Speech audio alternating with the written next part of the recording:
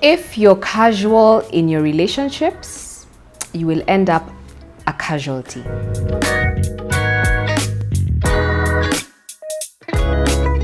Welcome back, guys, to my I Am Unafraid podcast. This is your host, Lilian Okado, and today we are talking about structure in relationships. I found this to be a very interesting topic in the sense that I realized that over my life, in the relationship game, whether it's relationships with men or women, and women in the sense of friends, or relationships with family, I have found that where there was no structure, it was very chaotic. Very chaotic. So, what do I mean by structure?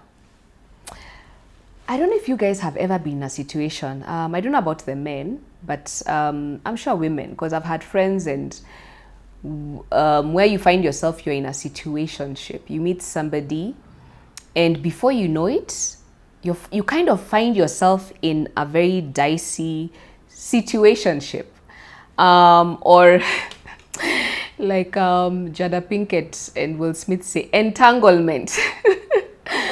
So I found myself in situations where I was uncomfortable, and relationships where I found I could not. I was there, but you're in this thing. It's a thing, but it's not a thing.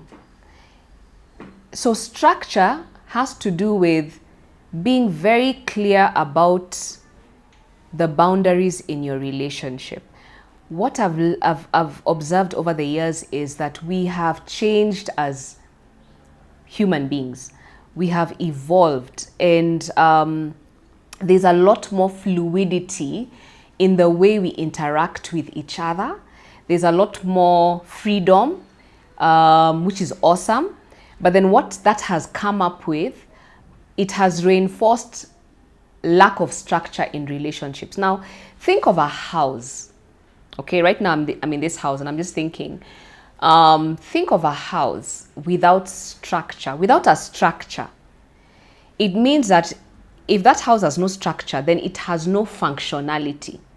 So when someone is building their house and they're using those poles and those wooden sticks to put up the structure, without that initial wooden sticks and things like that, or without the drawings of the architect or the engineer, it's a bit hard to know where the kitchen will be or what this space in this house, the function of that space will be, whether it's the kitchen, it's the bathroom, it's the bedroom.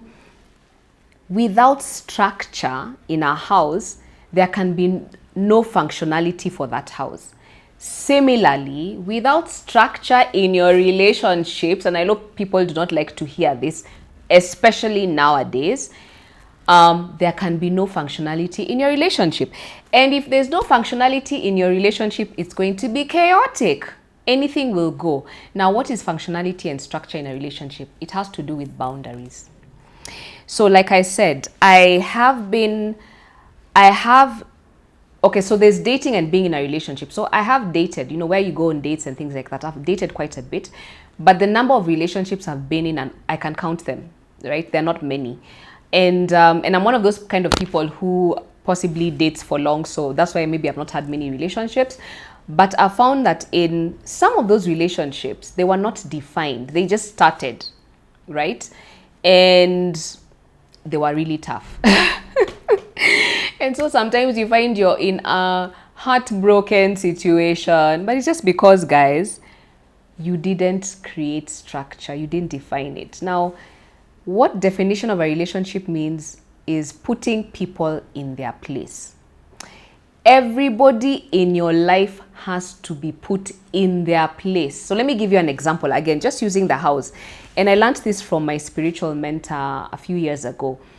And I think, after just interacting with him and he got to know me, and he was like, "Hey, Lilian, you're the kind of person who just lets everybody in." Now, guys, that's very true.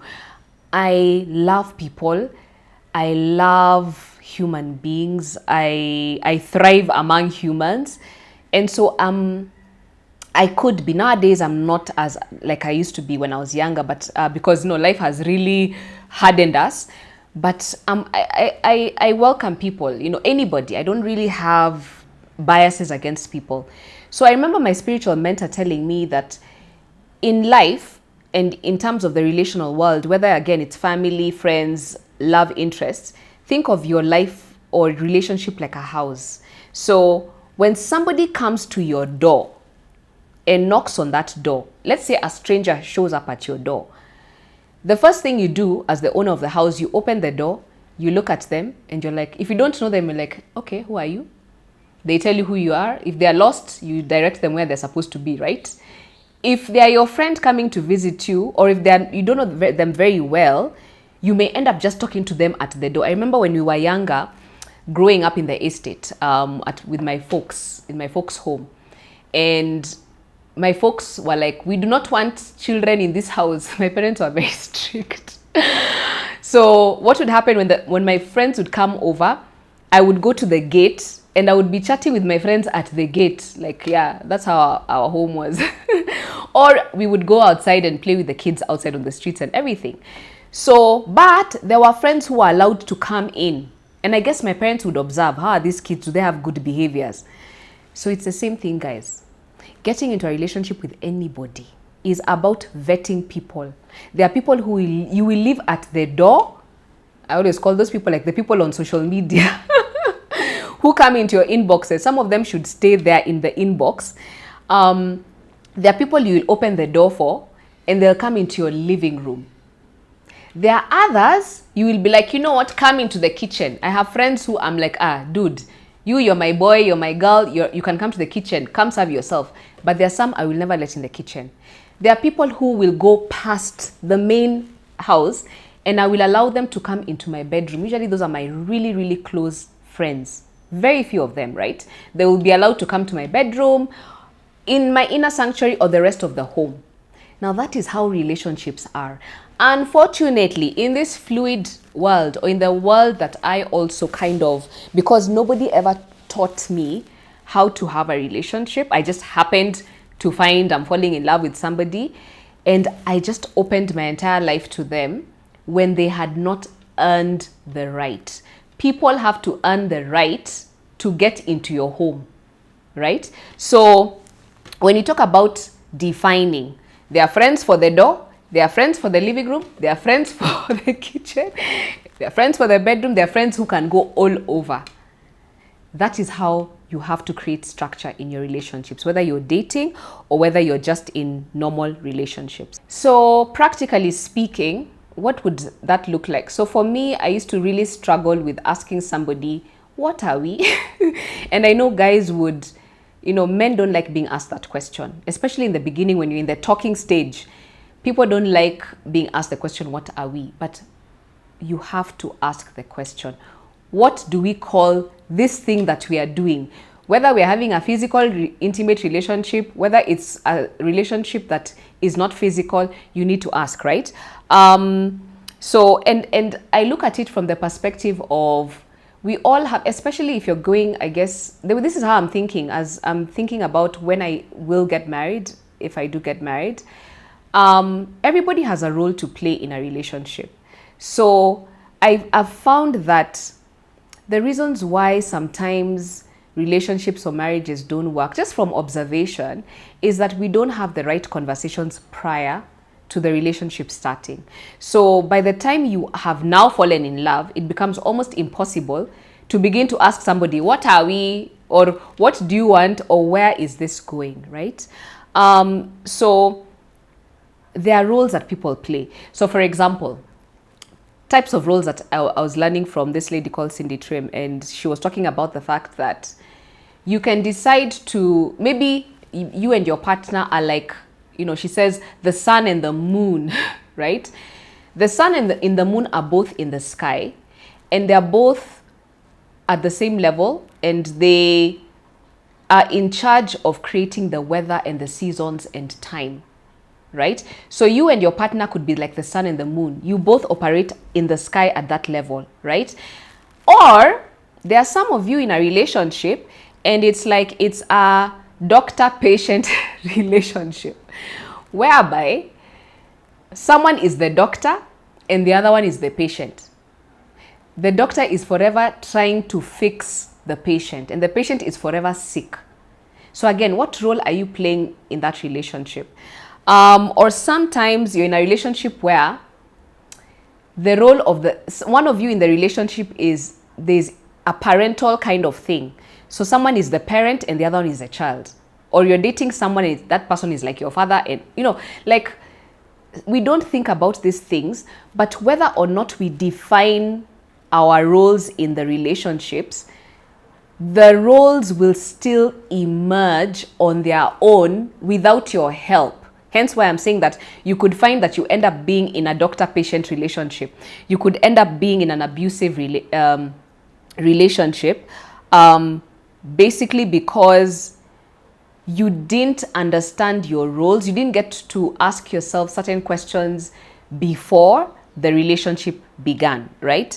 For me, from a faith perspective, currently now, maybe not before, but I believe that really the husband, like the way for me, I would look at relationships from, there's this verse in the Bible that says, husbands, love your wife like Christ loved the church. So for me, that's where I would put my husband, my future husband.